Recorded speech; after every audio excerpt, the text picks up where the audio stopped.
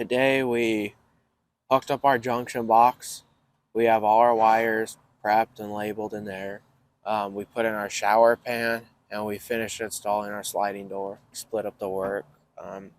Know each other's strengths and like assign your roles, like for who can get it done the fastest, or not fastest, but like most efficient. So today you're gonna need impact or a drill. Actually, you are gonna need your impact for installing your door. You're gonna need your drill, and this is a 4-inch dozer for drilling out the hole for your shower pan drain. A level for your shower pan and your door, and you're gonna need a hammer for setting in your shower pan. So we're going to go ahead and take out, these are just handles that they install, and we're going to remove these if we no longer need them. These are for just transport, moving the windows around or the doors. So what I found was we went to go dry fit this, and I just ran my tape across it real quick, and I found that the opening was actually 2 inches too big.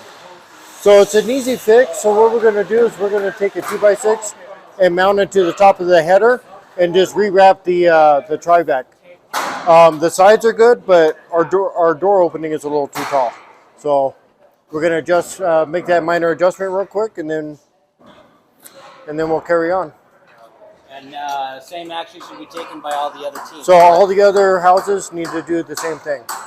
Just mount a 2x4, and you're probably going to have to rip down a 1/2-inch piece of plywood and attach it to the inside of the house, because we have our 1/2-inch sheeting on the outside.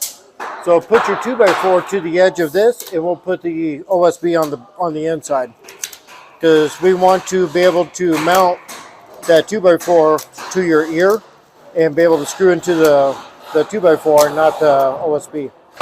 So you're just going back and just smacking down the nails, just so the 2x4s sit flush with each other. So work your way down, because if the 2x4 has a bow in it, as you're working your way down, nailing it off, you can twist the board back and forth to make it straight. Good. Right there. Hit it.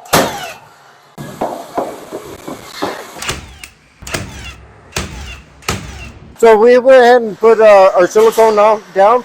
What we did is we marked it where we dry fitted the door, and then we marked where the door is going to go. So we stayed a 1/2 inch back, so you don't get that silicone oozing out underneath, and it just keeps the job a little bit cleaner. So we just did kind of a nice pattern across. So now we're going to glue our door down now.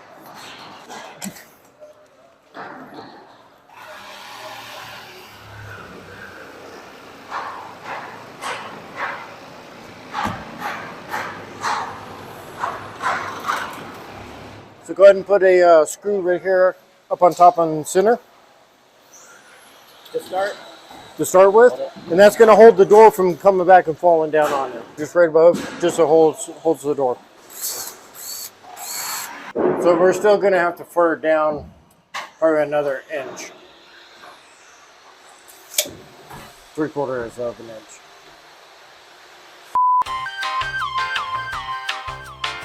So we are installing our junction box right now. We've got our junction box. It's got this extender on the top. You're going to have 3 knockouts on the top for your 5 Romex that are coming into the house from the other build. And on the bottom, you're going to have 2, because we only have 4 Romex coming into our house. So the wire's coming in here and out from the bottom.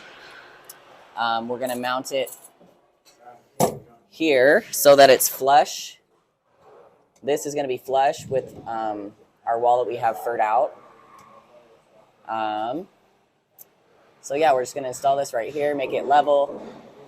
This blocking here is to staple the wires that are coming in to the box, because it has to be stapled before it enters the box. And this blocking right here is to staple the wires that are coming out of the box.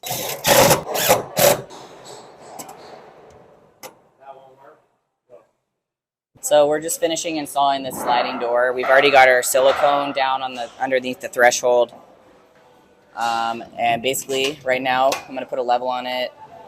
I'm going to rack it over just a little bit from the top here. And then when I say Isaiah's going to throw a screw in it.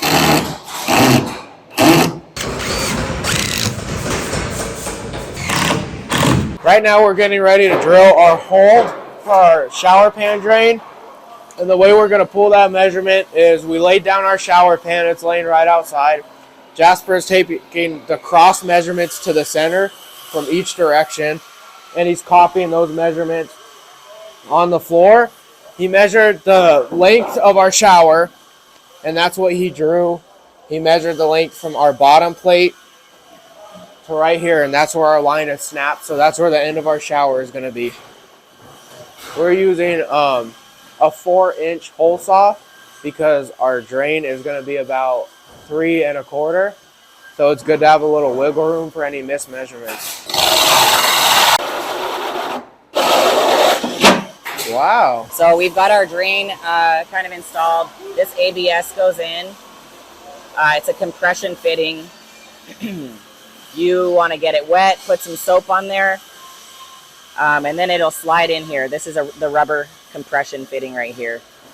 You can see the pipe right there. The soap and water help. The soap and water helps it slide in because it's pretty tight. Otherwise, yeah. So and then we'll just leave that. That's going to be at the just hanging like that, and then it'll get installed on site from there. Let me get it on the other side of this stud. It's going to be a little tight next to the all thread.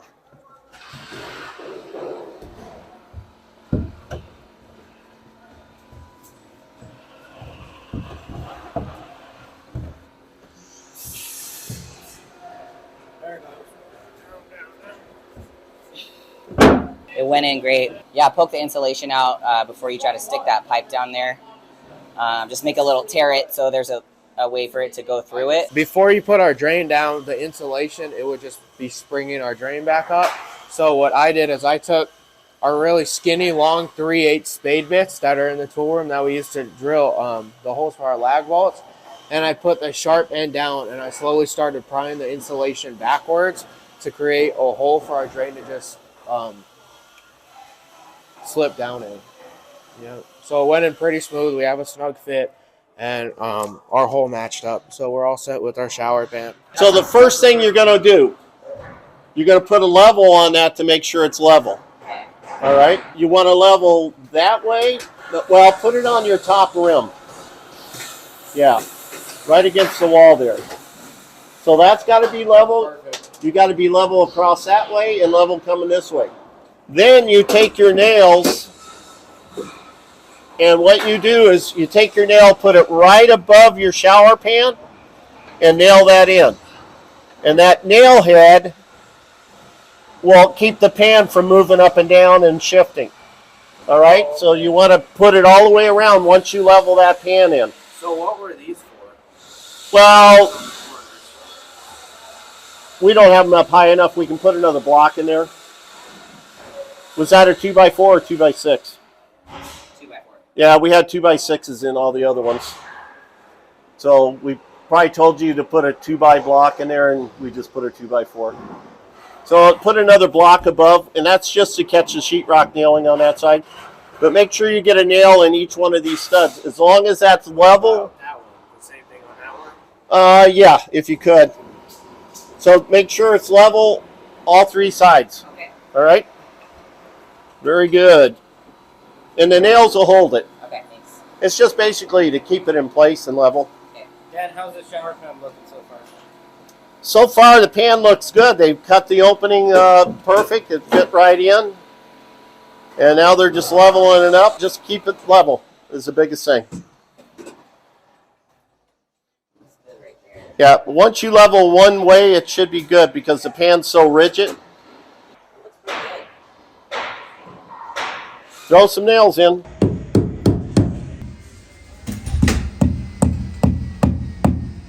That's tricky. Well, today we put a junction box in that's going to connect the two trailers together. So when the other trailer gets attached, we have wires that are going to come in, and then we're going to pull them into this junction box right here and tie our circuits from the main panel into the circuits that are in this modular unit itself.